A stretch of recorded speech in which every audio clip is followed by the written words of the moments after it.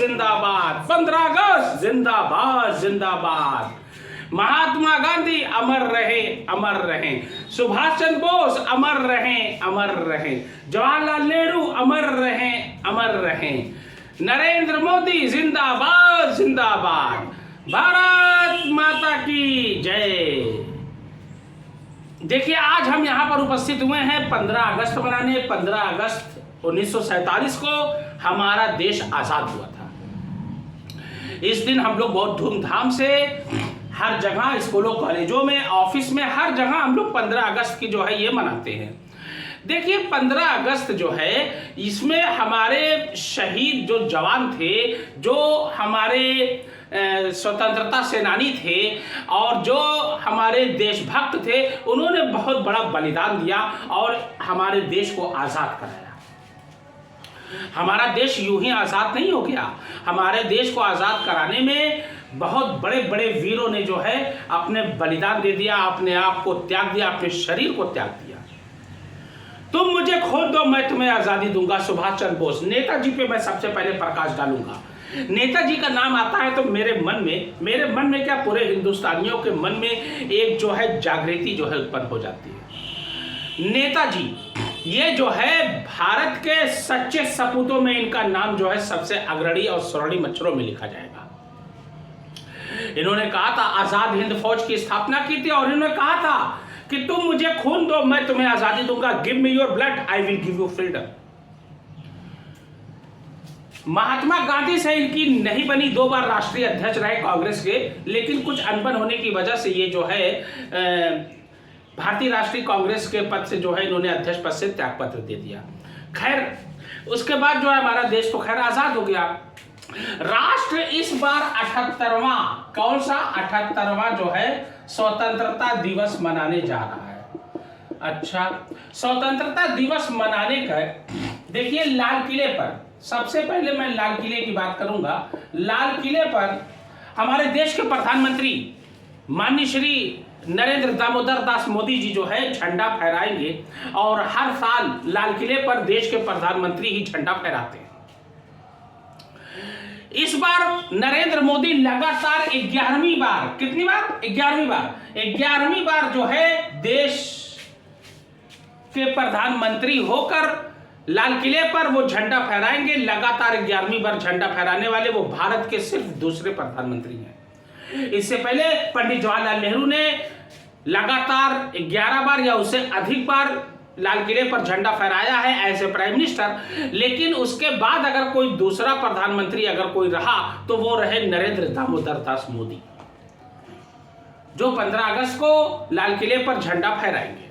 बहुत से मुख्य अतिथि आए हुए हैं, बहुत से मुख्य अतिथि आएंगे। प्रधानमंत्री ने जो ओलंपिक में सभी खिलाड़ियों ने जो भाग लिया था उन सबको आमंत्रित किया है। कहां पर? लाल किले में। लाल किले के जो वहां पर लाल किले का जो अब में जो आयोजन जो होगा वहां पर मुख्य अतिथि और तमाम अतिथि के रूप में जो है तमाम बड़ी बड़ी हस्तियां जो है उपस्थित होती हैं और हर साल की तरह वहां पर जो है झंडा प्रधानमंत्री द्वारा फहराया जाता है। उससे पहले राष्ट्रपति का अभिभाषण होता है। देखिए हमारे झंडे में 3 रंग है, एक है केसरिया और एक है सफेद और एक है हरा। ये देखिए, एक केसरिया, एक सफेद और एक हरा। केसरिया जो रंग है ये जो है प्रतीक है, मालूम है किसका? ये हिम्मत का, साहस का प्रतीक है। सफेद रंग जो है ये जो प्रतीक है किसका? ये जो है शांति का प्रतीक है, शांति, पीस। और जो हरा रंग है ये समृद्धि का प्रतीक है, पैसा यानी कि समृद्धि, प्रॉस्पेरस, उसका जो है ये प्रतीक है। और अशोक चक्र जो है ये धर्म और कानून की रक्षा करने के लिए जो है ये प्रतीक जो है माना जाता है। 24 तिलियां होती है और हमारे देश का जो राष्ट्रगान है, राष्ट्रीय गान जिसे कहा जाता है, जन मन गण अधिनायक जय है भारत भाग्य विधाता, पंजाब सिंध गुजरात मराठा द्राविड़ उत्कल बंगा, विंध्य हिमाचल यमुना गंगा उच्छल जलधित रंगा, तब शुभ नामे जागे तब शुभ नामे आगे, गाहे तब जय गाथा, जनगण मन अधिनायक जय है, जंगल मंगल दायक जय है, भारत भाग्य विधाता जय है जय है जय है, जय जय जय जय है। तो ये राष्ट्रगान जो है हमारे देश के लिए जो है, ये राष्ट्रगान जो है हर रोज प्रेयर में जो है स्कूलों वगैरह में जो है ये गाया जाता है और ये कंपलसरी है, ये मस्ट है। तो हमारे देश में देखिए, हमारे देश में बहुत से साधन है, प्राकृतिक साधन है, हर कुछ है, सब कुछ है, लेकिन क्या हमारा देश जो है क्या उन्नति पर पहुंच पाया? नहीं। क्या हमारा देश को जो है डेवलप कंट्री में जो है दर्जा मिल पाया? नहीं। India is a development country, not develop country. India को डेवलपमेंट कंट्री माना जाता है, विकासशील देश, विकसित देश नहीं माना जाता। यूरोप की कंट्री आज आप देख लीजिए, मैं यूरोप और नॉर्थ अमेरिका कॉन्टिनेंट की बात करूंगा, ये अब एशिया में भी बहुत सी कंट्री ऐसे हैं जो हमसे बहुत आगे। यूरोप में जैसे मान लीजिए Sweden, Norway, Netherlands, Italy, France, Germany, Spain, Portugal, Belgium, Luxembourg, ये तमाम देश जो हैं, ग्रेट ब्रिटेन, ये सब, हंगरी, ये सब देश, जर्मनी, ये सारे देश जो है आज कितनी तरक्की पे। नॉर्थ अमेरिका कॉन्टिनेंट में आप जाइए, यूएसए, अमेरिका, मैक्सिको, कनाडा, ये सब बहुत ऊंची दर्जे पर जो है विकसित देशों में इनका नाम आता है। और हम कहां ठहरते हैं? हम कहीं नहीं, हम कहीं नहीं ठहरते।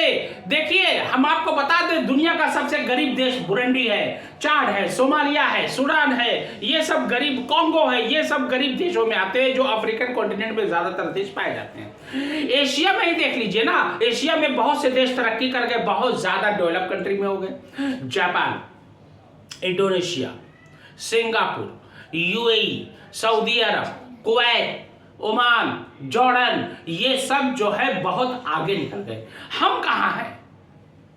हम बहुत पीछे हैं। इसका कारण क्या है? इसका कारण जो है हम और आप हैं। अगर क्राइम दिन पर दिन बढ़ता है तो उसके जिम्मेदार हम हैं। अगर मान लीजिए अगर कहीं रेप या बलात्कार होता है तो उसके जिम्मेदार कौन है? हम खुद हैं। अगर भ्रष्टाचार अगर बढ़ता है तो उसका जिम्मेदार कौन है? हम खुद हैं।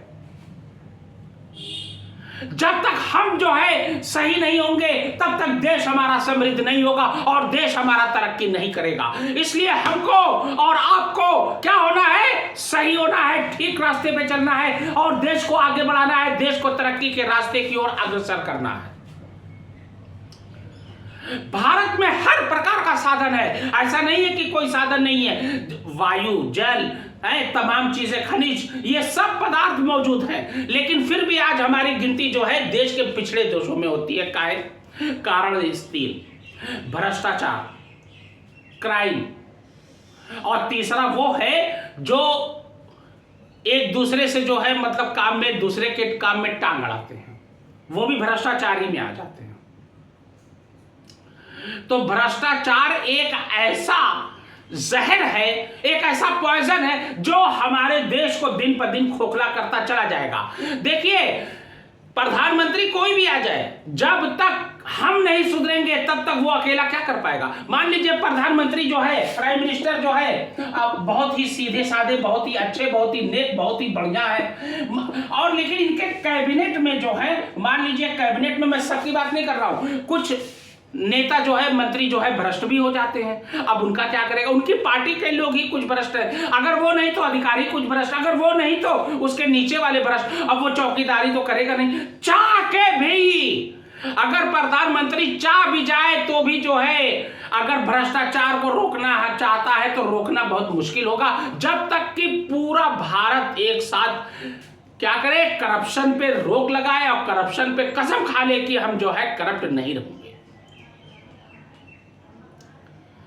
भाई, एक प्रधानमंत्री, एक मुख्यमंत्री जो है आदेश दे दिया कि हाँ ये होना चाहिए, ऐसे होना चाहिए, अब उसके नीचे कितना करप्शन होता है ये हमको भी पता है और आपको भी पता है।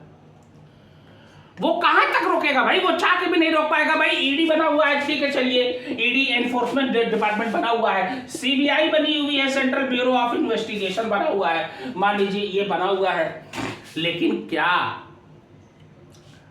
ये पर्याप्त है? नहीं। इसके लिए जो है हमें और आपको सुधारना होगा, हमें और आपको सुधरना होगा, हमें और आपको जो है करप्ट ना होने की कसम खानी होगी, तब जाके जो है देश तरक्की करेगा, अन्यथा देश तरक्की नहीं कर पाएगा। कोई चाह के भी अगर चाह जाए कि हम देश को आगे ले जाए, बहुत मुश्किल हो जाएगा। धीरे धीरे स्लो, मैं ये नहीं कहता कि सभी भ्रष्ट है, स्लो प्रकार से प्रगति होगी। और यही अगर मान लीजिए क्राइम खत्म हो जाए पूरे तरीके से, और उसके अलावा जो है ये क्या कहते हैं करप्शन खत्म हो जाए, तो देखिए कितनी तेजी से तरक्की होगा। मार्टिन लूथर किंग, मुझे याद आ रहा है, बहुत बड़े फिलोसोफर, उन्होंने कहा था कि जिस देश को बर्बाद करना है उसको धर्म और जाति पे लड़ा दो, वो देश ऑटोमेटिक बर्बाद हो जाएगा। तो धर्म और जाति की राजनीति से ऊपर उठकर हमको देश को आगे ले जाना है, हमको देश को तरक्की के रास्ते पर जो है अग्रसर करना है। अगर ये ना हुआ तो आने वाले दिनों में बहुत दिक्कत हो जाएगी, क्योंकि भारत की आबादी लगभग 145 करोड़ के आसपास पहुंच चुकी है, और हम चाइना को भी क्रॉस कर रहे हैं। वो आगे पीछे चल रहा है, कभी चाइना आगे कभी हम आगे। तो चाइना और इंडिया, ये दो देश ऐसे हैं जो समझ जाइए कि दुनिया की जनसंख्या में पहला दूसरा स्थान रखते हैं। अब देखिए चाइना की जो जनसंख्या है लगभग वो भी 138 और 140 करोड़ के आसपास है, और भारत की जो पॉपुलेशन है वो भी जो है नियर अबाउट 140 करोड़ यानी 140 करोड़ के आसपास है। अब जो प्रधानमंत्री ने जो है आमंत्रित किया है सभी ओलंपिक में भाग लेने वाले खिलाड़ियों को, और आमंत्रित करना भी चाहिए भाई, ओलंपिक में भाग लेना ही बहुत बड़ी बात है। लेकिन क्या हम अपने जो पायदान पर हैं क्या उससे इंसाफ कर पा रहे हैं? क्या ये हकीकत में सही है? नहीं। देख लीजिए ओलंपिक में जो है चाइना जो है 40 गोल्ड ले गया। कितना गोल्ड ले गया? 40 गोल्ड, 40 स्वर्ण पदक जीता है इस बार ओलंपिक 2024 में। पेरिस का ओलंपिक जो हुआ था फ्रांस में, पेरिस की राजधानी कहाँ? फ्रांस में जो 2024 में अभी खत्म हुआ है, अभी 2 दिन पहले खत्म हुआ है, चाइना ने 40 गोल्ड जीता और लगभग कुल मिला के 91 मेडल जीते, यानी ब्रॉन्ज और सिल्वर मिला दिया जाए। और भारत कहां ठहरता है? कहीं नहीं ठहरता। तो क्या हम आगे निकल गए, हम उन्नति कर गए? नहीं। किसी देश को अगर ओलंपिक में मेडल जीता है तो उसकी मानसिक और शारीरिक शक्ति का जो है ये क्या होता है, ये एहसास होता है, ये शारीरिक और मानसिक शक्ति का पता चलता है। और भारत क्या पाया? इंडिया जो है एक भी गोल्ड नहीं पाया। देख लीजिए, गोल्ड एक भी नहीं पाया, और सिल्वर जो है सिर्फ 1 पाया, और ब्रॉन्ज जो है 5 पाया, यानी कुल 6 मेडल पाया। तो अब कहा चाइना, जनसंख्या दोनों की सेम, और चाइना 91 मेडल जीतता है 40 गोल्ड के साथ, भारत 6 मेडल जीतता है बिना गोल्ड मेडल के साथ। हम कहां हैं? हम बहुत पीछे हैं। अगर हम और आप जल्दी से जल्दी इस बात को समझ लें तो बहुत ही अच्छा होगा, नहीं तो आने वाले दिनों में बहुत दिक्कत हो जाएगी। देखिए भारत किसी से कम नहीं है, भारत हर मामले में आगे है, सब कुछ है उसके पास, लेकिन वही 2 चीज जो है भारत में रोड़ा अटकाती है सबसे बड़ा, एक है भ्रष्टाचार और एक है क्राइम। बहुत हद तक अंकुश लगाते हैं लोग, लेकिन पूरे तरीके से अंकुश कोई लगा नहीं पाता है। क्यों? क्योंकि जब हम और आप अगर नहीं बदलेंगे तब तक जो है ये बदलने वाली चीज नहीं है। क्या नहीं है भारत के पास? आज सब कुछ है। अगर मोदी कहते हैं कि देश में भ्रष्टाचार और क्राइम खत्म हो जाएगा, खत्म कर दिया जाएगा, ठीक है, लेकिन क्या उसके नीचे वाले जो हैं, क्या इसकी कौन गारंटी देगा कि वो भ्रष्ट है कि नहीं? उनके कैबिनेट में ही कोई भ्रष्ट हो जाएगा मान लीजिए, नहीं तो अधिकारी, नहीं तो उसके नीचे वाला, वो कहां तक चौकीदारी करेंगे भाई? इसके लिए हमें और आपको बदलना होगा, तभी जाके ये देश जो है तरक्की करेगा, और देश जो है विकसित राष्ट्र में उसका नाम गिना जाएगा। आज देख लीजिए फ्रांस कहां है, इटली कहां है, जर्मनी कहां है, लग्जमबर्ग कहां है, स्वीडन कहां है, नॉर्वे कहां है, स्पेन कहां है, पुर्तगाल कहां है, ग्रेट ब्रिटेन कहां पर है? ये सब देश यूरोप कंट्रियां हैं, ये सब कितनी आगे हैं हमसे। नॉर्थ अमेरिका देश में आप आ जाइए, मेक्सिको कहां है, कनाडा कहां है, अमेरिका कहां है, एशिया में ही अपने आ जाइए, सिंगापुर कहां है, यूएई कितना ऊपर है, सऊदी कितना ऊपर है, कुवैत कितना ऊपर है, जॉर्डन वगैरह कितने ऊपर हैं, सिंगापुर कहां है, हम कहां हैं? हम कहां हैं? हम बहुत पीछे हैं। कहां देखिए एक भी गोल्ड नहीं, और कहां चाइना जो है ये 40 गोल्ड ले गया। हम 71वें स्थान पे रहे और चाइना दूसरे स्थान पे रहा, अमेरिका पहले स्थान पे रहा। मानसिक और शारीरिक स्थिति का पता जो है ओलंपिक से और खेलों से पता भी चलता है, इसीलिए आयोजन इसका कराया जाता है। मनोरंजन का साधन तो है ही, लेकिन इसके साथ साथ शारीरिक और मानसिक स्थिति का भी पता चलता है कि किस देश में कितने शारीरिक और मानसिक स्थिति के मजबूत लोग हैं। Australia, France, Japan, Germany, Italy, Norway, Hungary, यहां तक कि छोटे छोटे देश जो हैं वो भी हमसे मेडल पाने में आगे निकल गए, और हम कहां रह गए? हम बहुत पीछे रह गए। इसके लिए और मेहनत करनी होगी, और जो है पूरे जोश शोर के साथ जो है हमें आगे बढ़ना होगा, तभी जो है राष्ट्र की तरक्की होगी और देश जो है संपन्नता की ओर अग्रसर होगा। तो लाल किले पर 15 अगस्त को प्रधानमंत्री जो है क्या करते हैं? झंडा फहराते हैं, और इस बार लगातार 11वीं बार देश के प्रधानमंत्री माननीय श्री नरेंद्र दामोदर दास मोदी जी झंडा जो है फहराएंगे, और तमाम अतिथि लोग जो है वहां पर उपस्थित होंगे, गणमान्य व्यक्ति जो है वहां पर उपस्थित होंगे।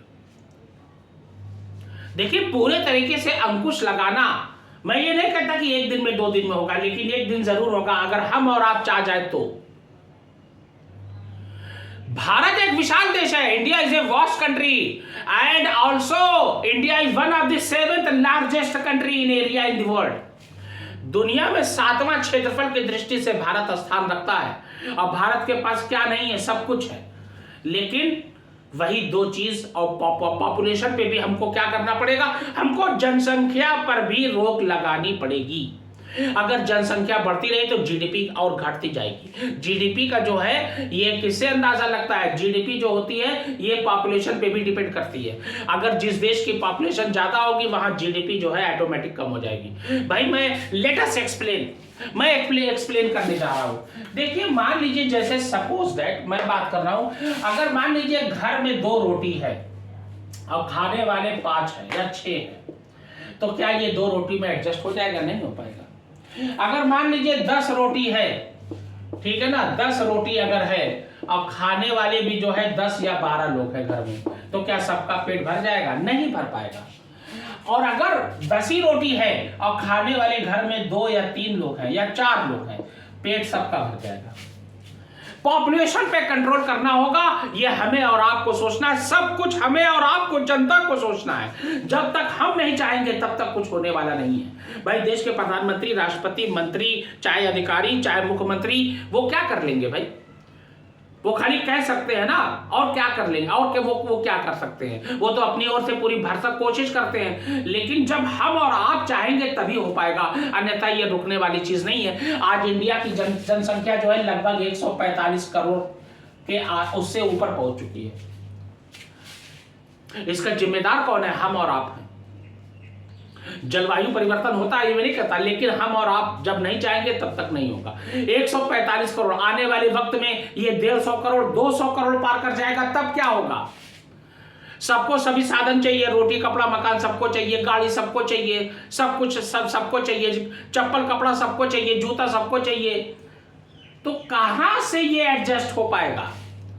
इसके लिए जनसंख्या पर नियंत्रण होना बहुत जरूरी है, और जनसंख्या पर जो है एक विशेष कार्यक्रम लगातार अब चालू हो जाए, और इस पे देश के प्रधानमंत्री बहुत सी योजना चला रहे हैं, मैं ये नहीं कहता, लेकिन इस पे कड़ाई से इसका पालन होना चाहिए, तब जाके देश तरक्की करेगा, अन्यथा देश तरक्की नहीं कर पाएगा। महात्मा गांधी, सुभाष चंद्र बोस, चंद्रशेखर आजाद, भगत सिंह, इन लोगों ने देश को आजाद कराने में अपने प्राण तक त्याग दिया।